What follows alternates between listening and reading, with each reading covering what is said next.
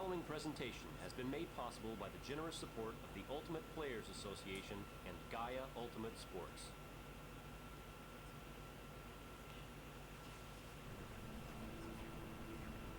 Hi, I'm JD Lobue Jr. I played for the Condors in 2000. And I'm Corey Sanford, Condors number 30. Look at that. I can't. It's been so funny. It's been so long since we watched. I haven't watched this literally in 3 years at least. Like, I've watched that Chris Burkell video. 2000 was that? That was a windy year, wasn't it? Yeah, that was a windy catch year. By John. Yeah, that's. Oh, patented Mike Namcon roll.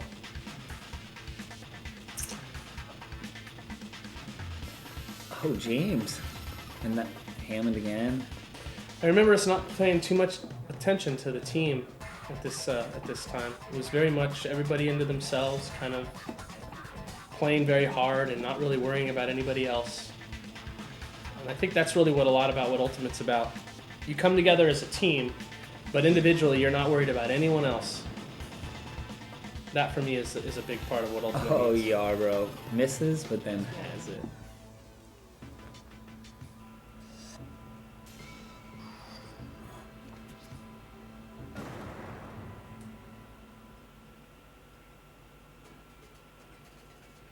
Sarasota, Florida. To this quiet Gulf Coast city have come over 300 of North America's premier Ultimate Frisbee players to compete in the Ultimate Players Association Club National Championships.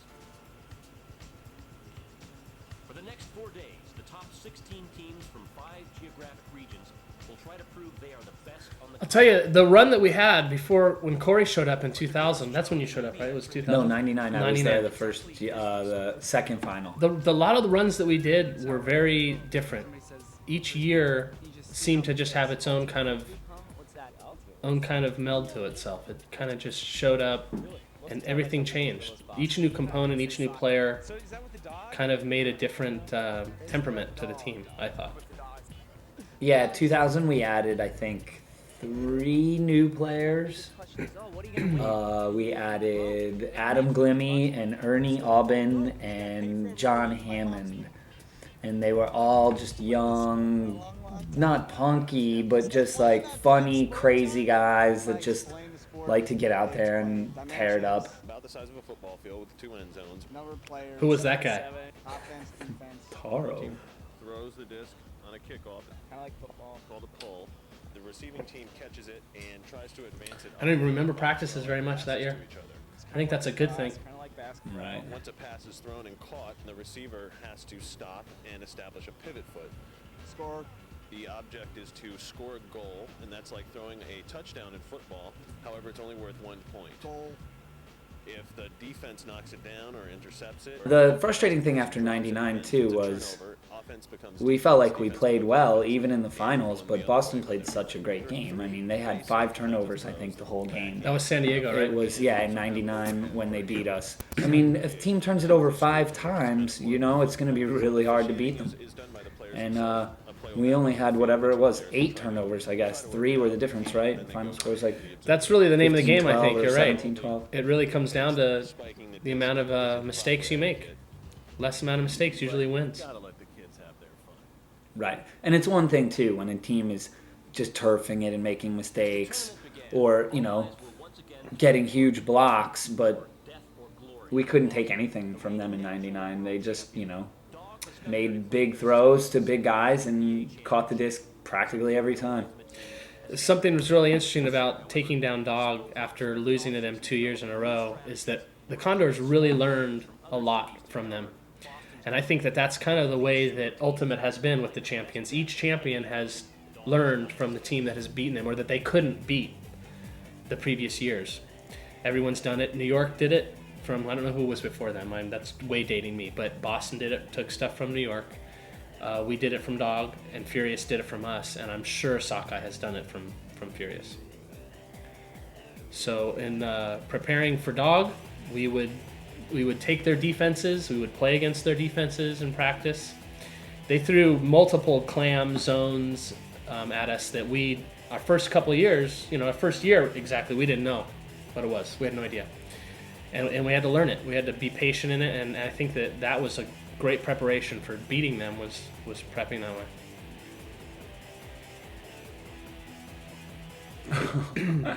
James. A little trouble with that one. Hey. Johnny, nice catch.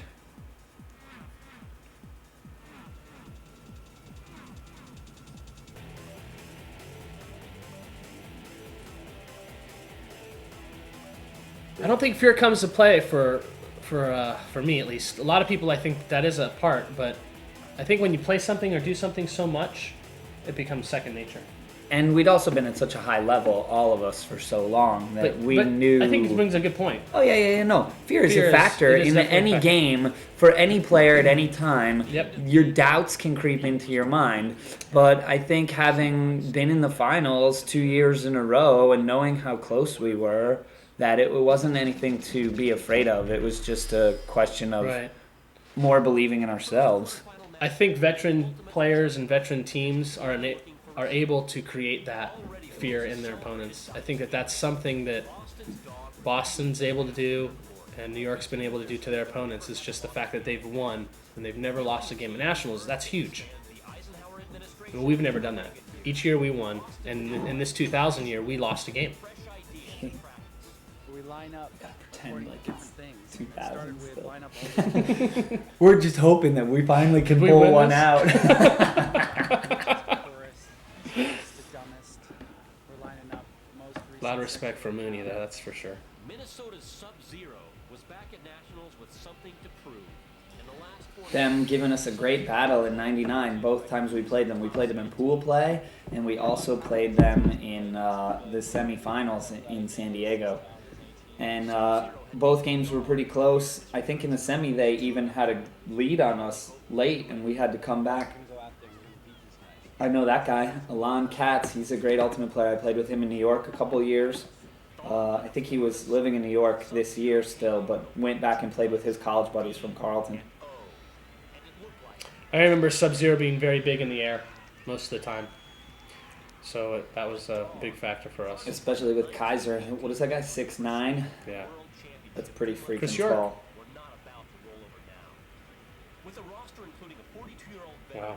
a 10-time national champion, and a young star fresh off a college, national, and world championship, Travel. don't prolong Sub-Zero's frustration and This was a great year, though. I loved this year. This is my favorite year playing Ultimate. No doubt about that. The culmination. Working so hard for so long to beat them, dog, and win. It was huge. It was the first year is the sweetest. I thought it was the sweetest. After finishing second at the last 2 nationals, Oh, Chris Gavigan, of course. Gav was on the team. I was back. I forgot about Gavigan because he wasn't on the team when we won in 2001. Oops. with a focus sharpened by having fallen just short of the national title. We had a very good mix this year. Wait. team here that's not calling subs. You gotta know your role and you go in the game when it's your turn. And the fact that we can do that at nationals when everybody here is so hungry to play, shows how well we all get along. Bucking the trend of Very good point. We sure did get along. This was only my second year with the Condors, and it certainly was not like that anywhere I'd played before I came to Santa Barbara. It's always personalities clashing. When you have somebody who's calling subs, for example, they take sort of more of an importance in the team chemistry because everybody needs to be able to get in the game and play as much as they want to play. Yeah, I mean, I think that there's been a long history with a lot of the guys that have been on the core. The Black Tide players just pretty much kept going into the open division. That was a tough blow. I think So I that didn't I mean think to that it's okay. I think that even when you have frustrations and chemistry that doesn't work, you start to see that you got to work together to reach a common goal. And sure, there were people who didn't get along off the field, and we just all had to sacrifice our egos to get to a level that we wanted to be. I remember that Florida game when Greg broke his collarbone. first or second point of the game, you know, you got one of our guys who's arguably one of the best defenders on our team, and yet we lose him and we still proceed to roll over Florida. I think we had 3 or 4 turnovers that whole game, and I think our offense scored every single time they were in the game. I don't think they got a D break that whole game. Already a team stacked with talent, Furious strengthened their roster in the off-season and dominated every opponent they met in the first 2 days of this tournament. Like their namesake, Seattle's Sockeye made a long, hard I journey. f***ing hate these guys. I sure hope they never win nationals.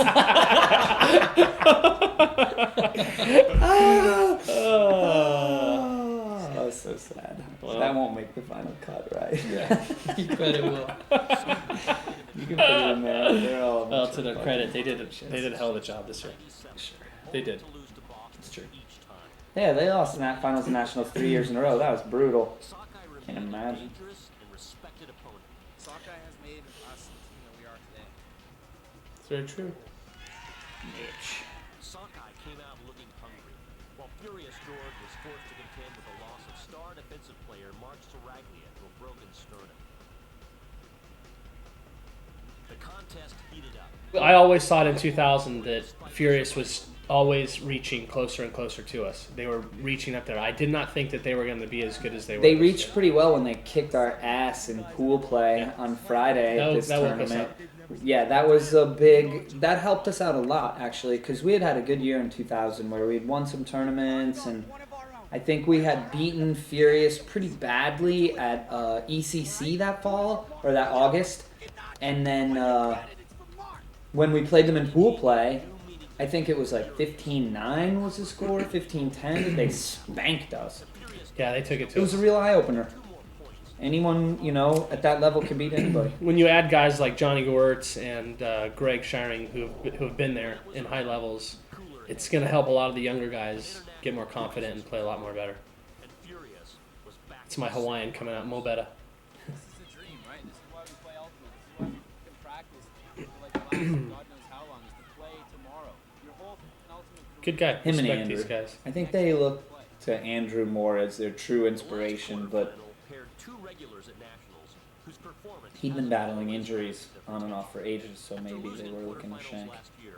North Carolina's Ring of Fire was back, looking to refocus their strengths into a semi-final berth. Ring always seems so relaxed to me. Too relaxed to the Right. point where they won't ever reach it. Unless there's a call, then they're not relaxed at all. Everything I do. It's just in the middle of the game or something like that. Kind of puts the team in a bad light. So. Did you guys, this is totally off topic, but Hinkle got kicked out of a game at Nationals this year, and he was walking around, and he was like over by a pond that's like behind Frisbee Central, and an alligator like came up out of the water and attacked him. No, really.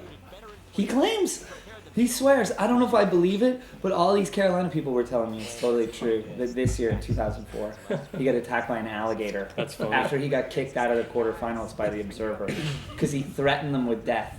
He said like, "I'll f***ing kill you" or something to an Observer, and the Observer was instantly like, "You're out of the game." Like first 5 points of the game, their best handler. Yeah, I guess he's one of their hotheads. That huh? didn't help them against Sockeye. Jam jumped ahead with an early lead. Let's pretend it's 2000. Yeah, Jam has had a couple years in a row where they just have really blown big games late at the end. I believe in 98 and 99, didn't they? In 99 they lost a close one to the Furious. I hope that they can, bring their A game this year. It's amazing to me with how much talent they have that they just were never able to bring it together. They have undoubtedly the most talent. Jam began to have flashbacks of last year's quarterfinal letdown. But Jam had worked too hard and refused to let history repeat itself. Ring looked to hold on, but In 2000, they had the most talent. Do you remember this play? What's going to happen at the end of this game? pulled away. That was awesome. That was one of the best, greatest I've ever seen. Right, it seemed they could do no wrong. Here it is, I it think. There might be a higher power. Dan starts it, right? No, Jim. Whiff? Oh, Jim look, Babson. look, here it is. Great. Up in the air. So sweet. With the Ring of Fire guys Both just looking standing at each there other. watching as the disc comes right to, who was that, Seth maybe? Or no, it was Dan. I don't know, Snurks, were your eyes open? How did that greatest go off? It's because he never even had possession. He just freestyled How it. Jim's able to do that? Yeah, he freestyled It's not even a that. push pass. It was like a little, looked like it was a little flick that was kind of inside here. I don't know. I don't know how he did it. Pretty amazing year.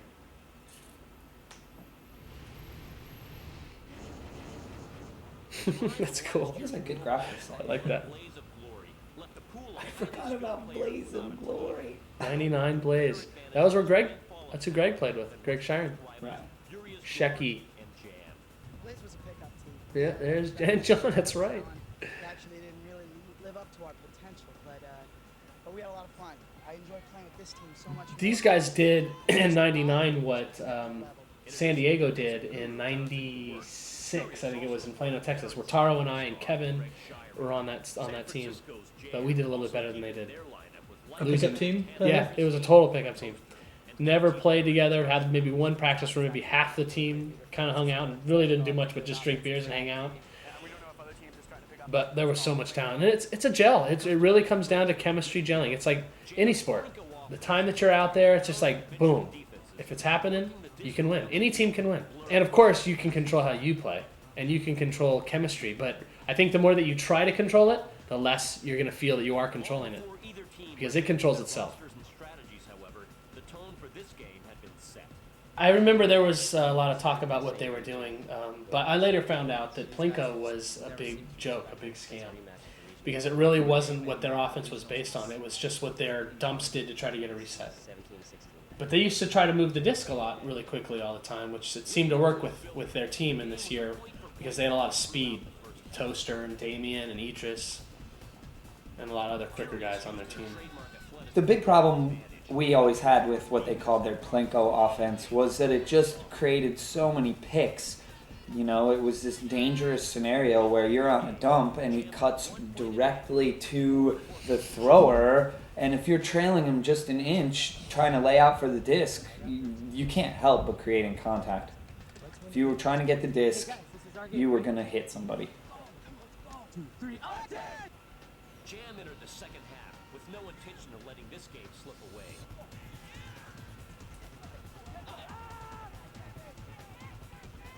Is that Kenny? Looked like Kenny. Kenny was on that team that year. Yep, that was Ken. Furious tried different defenses, but Jam continued to execute Plinko. Nice shorts. Why is that guy not wearing the same right shorts? 13-10. Uh-oh. I think for a long time in the late 90s, he was always battling back pain, if I'm correct. And so, you know, I don't know if he would tell you he ever felt like he was 100%. I always know that he was still ridiculously hard for me to cover. Furious shifted to a straight-up mark to prevent downfield passes, and this time the defense worked.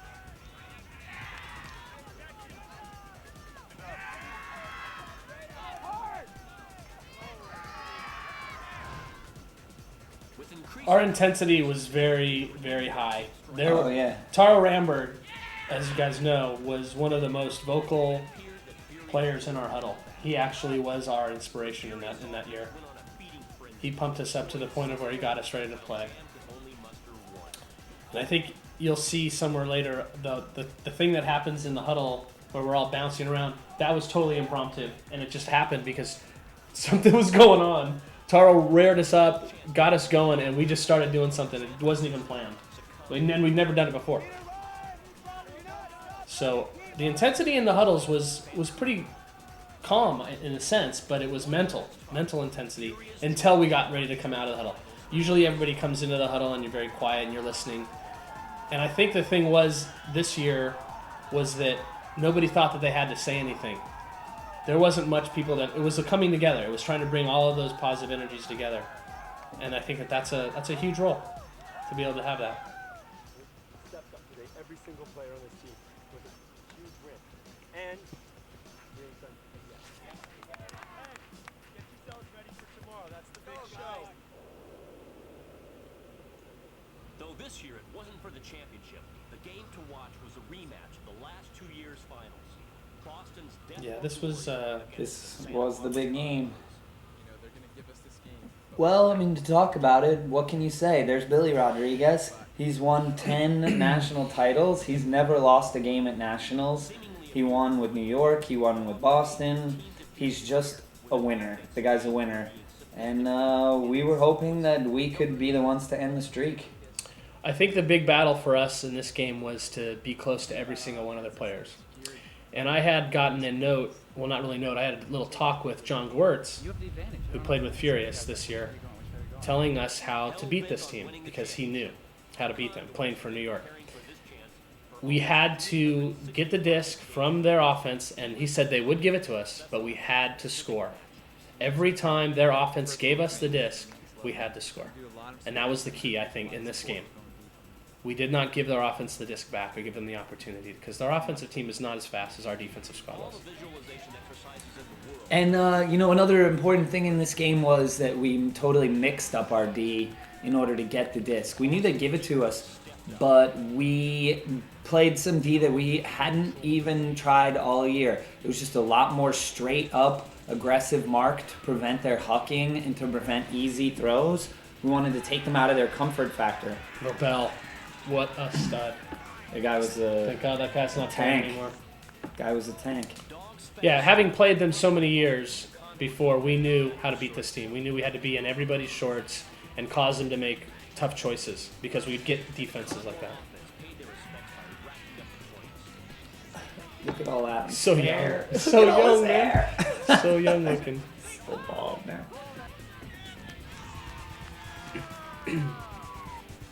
I think this is where I got my only block in the game. 3-3. And then we took the lead. Something we really had was desire coming into this game. We really had desire to beat them because we felt we had beat them before. There was a pool game back in 98 that we felt we won the game. And we'd never beat them. This was the first time we'd beat them. Surprise switch to a zone defense.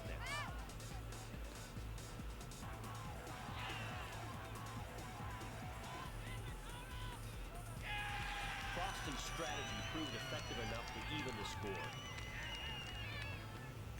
But the Condors were undaunted and fired. Taro unleashing hammers, just like always.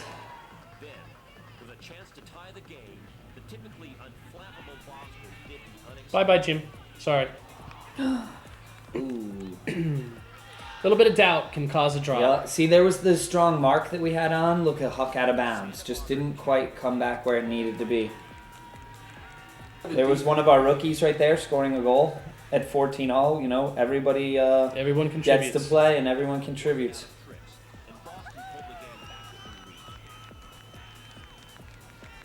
We would just mix it up. We'd force straight up against them so that they couldn't huck to their younger players that were speed like Fortunat. And we also would mix it up and playing some of the zones that we learned from them. Mixing it up kept them off guard. Having learned their defenses, we would use them against them. And that wouldn't go to say that they wouldn't know how to play them, but because we'd mix them up, we'd keep them guessing.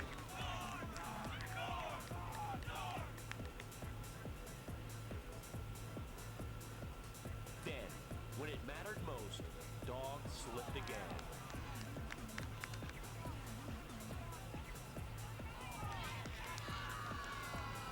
Taking a page from Boston's book, the poised Condors. We had a lot of trouble the year before with, Paranella and Fortunat, so we made sure to put our best defenders on those guys. But from that point forward, it was pretty much, every other guy finding who they needed to cover and shutting them down. Yeah, I think we were really able to throw at their players different mixes, different players so that they couldn't get used to one person covering them. I think that's a big advantage for us. For instance, Jim, you could throw 4 or 5 different kinds of players against Jim so that he would know how to run or how to cut. Don't get any chances. 1, 2, 3.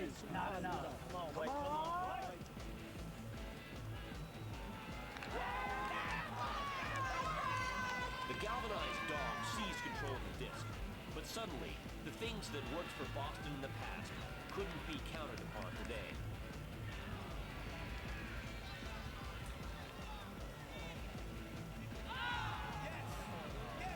We had confidence the whole game. I don't think even when we were a point away, we were like, "Oh, the game's in the bag." We don't ever play that way. If we're down 3 or 4, we don't think the game is lost. If we're up 3 or 4, we don't think the game is over. You can't play any point like you're up, or any point like you're down. Every point counts. I was in this first time they had the disc to score when it was 16-12, and I remember we got a turnover, and we had the disc to win early, but they got a couple back.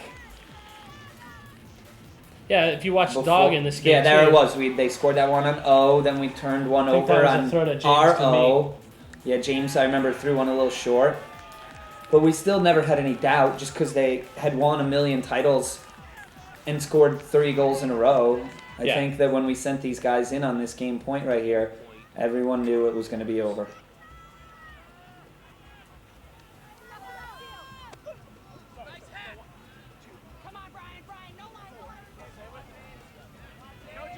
Johnny, there you are. Very patient offense. Yeah, we weren't afraid to move the disc that day. That's for sure. Everybody doing a little bit, nobody doing too much. And there it is. That was one of the most exciting moments of my Ultimate Frisbee career. There's no debating that fact. Absolutely. I mean, they had won so many. And I had used to live in New York, so every tournament we went to, we would either lose in the semis or lose in the finals to Boston.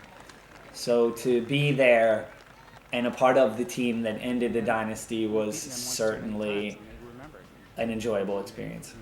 They were stingy like we used to be, and they didn't give us any of those breaks back. So Condors are to be congratulated. It's a very good point.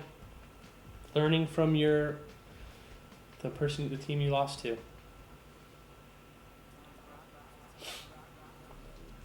Oh, I remember this morning very well. Yeah, we had the early game. We came out when the dew was on the field and the fans were nowhere in sight. They had been at the party the night before or at their own little parties, wherever they were. And at the beginning of the game, I think some of the only fans were the Canadian women. So when they played O Canada, they got bigger cheers than we got when they played the Star Spangled Banner. That's right. I remember just being out of my head in this game. I don't even know if I was human. I was breathing fiercely.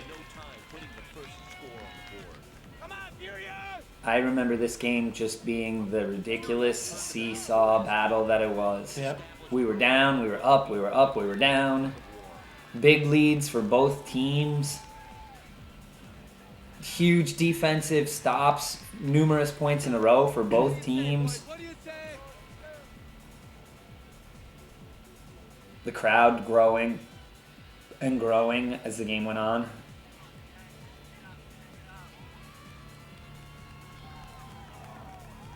With the score tied, the Condors fell victim to the furious D and their own nerves. Get it back, Ted!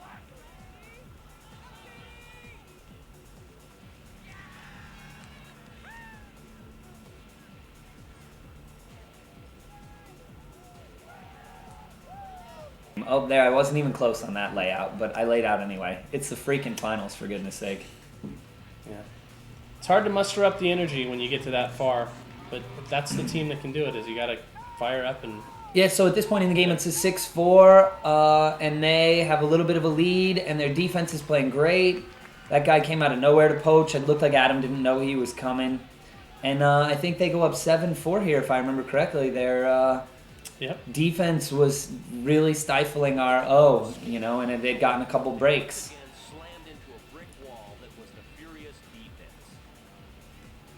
Yeah, but even at this point, we never ever thought we were out of this game. This play was huge right here. That was the turning point of the game. It looks like John has it first. His hands in front. That looks like his hands in front. It looks like John caught it first. And the observer, it looks like, made the right call. But it was certainly lickety-split. Very close. But if they had gone up 8-4 there, that would have been a tough moment. And instead, Hammond made the big play. Like he did all week, he made big plays. And we marched this one in to score. I think that was John throwing it to Jason Seidler.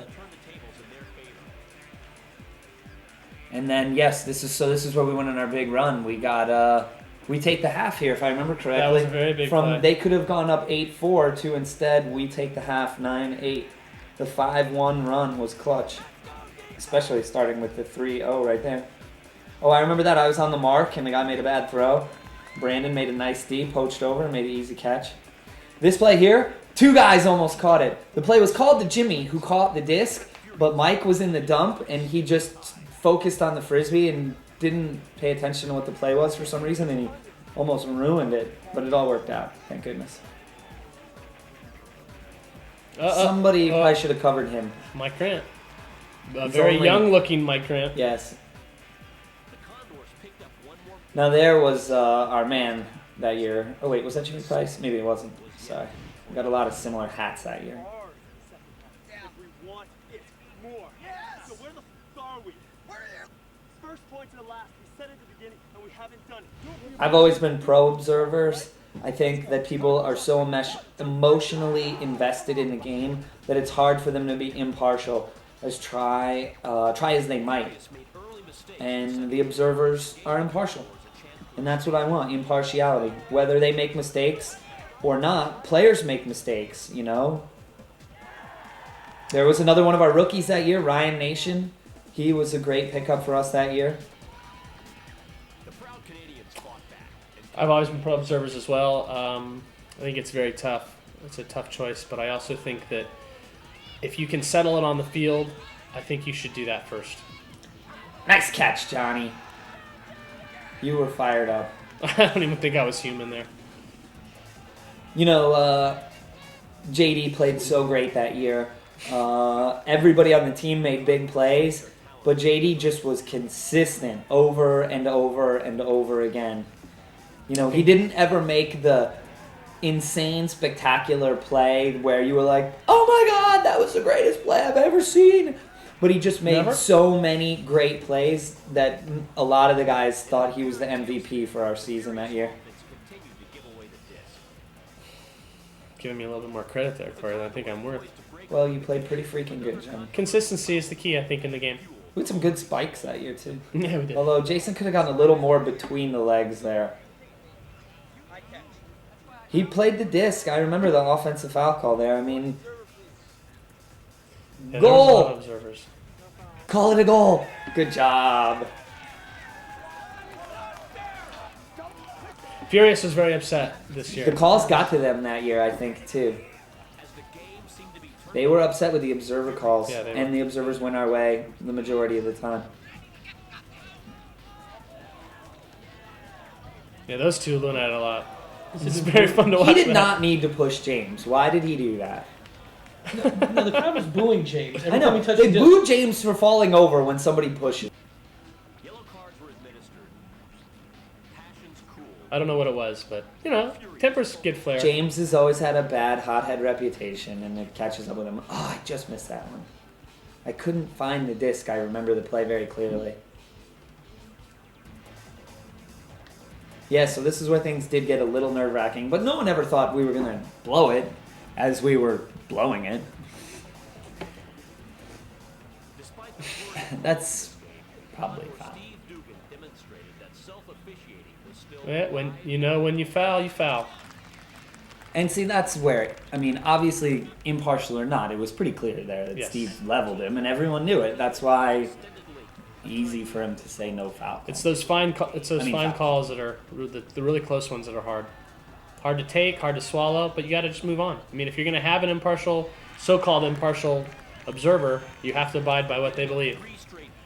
That's why I think you should always try to settle as much as you can on the side. Like, there was a crazy JD play and a crazy John Hammond catch. That was great. A pivotal point for us. Our offense was bogging down. They had scored 3 in a row, and we kept the 2-goal lead. I love playing with Hammond. The crazy hammer. He was fun to play with. Yeah, he was a zany guy. Only played with us for 1 year. Never meshed with everybody on the team, but some of us really thought he was our jester, unique for sure. soul. Yeah, exactly. Good jester. That probably wasn't the best throw.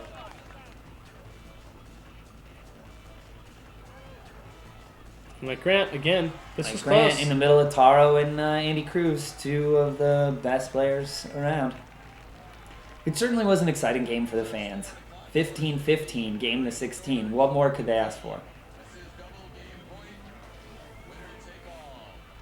I remember going in on this play. I think it was a progression called someone to James, to me, to Jason Seidler, and then I think Steve Dugan comes up with this incredible catch that saved us all. Yeah, Jason's choice wasn't the best there, but was it all worked out. It was a very interesting throw. I haven't watched this in a long It was time. Jimmy to James. I'm cutting as the 3 out to the open side. Just get on the side. Throw a low one to Jason, has to slide for it, I think, here. And then he makes this Huck choice that... Terrible choice to a very covered guy, but the defender never saw the disc, so it all worked Taro- out. and Taro never gave up on the continued. play, kept running, spread his condor wings right before he caught it. And we're flying. Always my favorite flair of the point. And it was a very exciting moment. I mean, you can see how excited JD is. Oh, it was amazing. I was that excited. I'd been playing Ultimate for a long time, and I'd never won to win the prize. national is amazing. championship. The feeling's amazing. We worked really hard this summer, everybody on the team, and going out staying late at night, till like 10 or 11 at the track, like 3 or 4 days a week. Probably being in the championship game 2 times before really helped too. That's true. Certainly being in the finals helped us. Did you guys celebrate afterwards? Or Oh, yeah. I think you catch us Yeah, we a had lot the- of celebration we going on had, here. we had the early morning final, so that means you get extra time to party. And we watched all through the women's game, and I think the co-ed, that was the first year the co-ed finals were on the same day. And we watched, quote unquote, the co-ed finals. We were just sitting around getting drunk, smoking cigars. And then we raged out on the beach on Siesta Key till the wee hours of the morning. I love James's line there. Oh my God, this is a dream! As he starts jumping up and down. I remember were you guys on the plane where the pilot announced, or they announced that you guys, the world champion Condors, when it was on the flight back? I was not, That's cool. but that was I wonder exciting. whose that was. The producers weren't that great that year. I need another And beer. the editor was lame. This guy was way too bald. I don't know what he was thinking. Dunbar. John Barr. The writers that year were killing their above and beyond script. I don't know what those guys were thinking. John And the Barr. people they gave thanks to, that was just a waste of time. I don't understand what was going on there. Yeah, those Seattle guys. I'm sure they'll never win a title. He's really psyched. If everyone was in the Olympics, but the whole rest of the world would be like ultimate, ballroom dancing, synchronized swimming.